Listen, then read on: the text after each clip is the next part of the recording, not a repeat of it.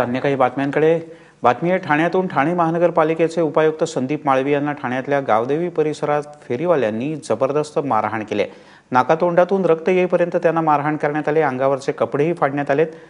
100 ते 150 फेरीवाल्यांच्या जमावानं ही मारहाण केल्याचं कळतंय। फेरीवाल्यांच्यावर कारवाई करत असताना हा सगळा प्रकार घडलाय।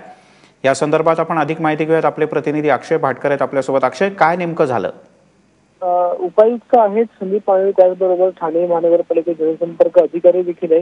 इतक्या मोठ्या अधिकाऱ्याला अशा प्रकारे मारहाण करणं हे खरंच अतिशय वाईट झालेलं आहे। कारण की हे जे संदीप माळवी आहेत ते जे अनधिकृत फेरीवाले आहेत त्यांच्यावर कारवाई करण्यासाठी या ठिकाणी गेले होते।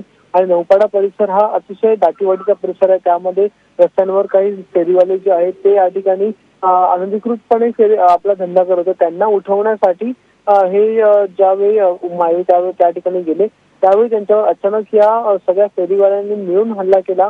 त्याच्यामुळे त्यांना जबर मारहाण झालेली आहे आणि सध्या त्यांच्यावर ठाण्याच्या सिव्हिल हॉस्पिटलमध्ये उपचार सुरू आहेत। परंतु ज्यावेळी त्यांना मारहाण झाली त्यावेळी त्यांना एका रिक्षातून घालून हॉस्पिटलमध्ये नेण्यात येत होतं। त्या रिक्षावर देखील दगडांचा हल्ला करण्यात आला। रिक्षा देखील फोडण्यात आलेली आहे। त्याच्यामुळे नक्कीच हा अतिशय गंभीर प्रकार आहे आणि सध्या नौपाडा पोलीस स्टेशनमध्ये याबाबत तक्रार दाखल झालेली आहे आणि पोलीस या मारेकऱ्यांचा सध्या शोध घेत आहेत। अक्षय, तुर्तास धन्यवाद या माहितीबद्दल। नौपाडा पोलिसांनी कारवाई करत या प्रकरणात दोघांना आतापर्यंत ताब्यात घेतलं आहे आणि संबंधितांवर कठोर कारवाई होईल अशी अपेक्षा आहे। माळवी यांनी रुग्णालयात काय म्हटलंय पाहूया।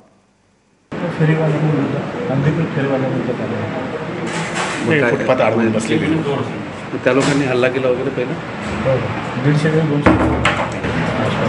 150-200 लोकांनी हल्ला केला। पोलीस स्टेशनला वगैरे कंप्लेंट तुम्हाला कुठे मारला? लाता मुख्याने मारा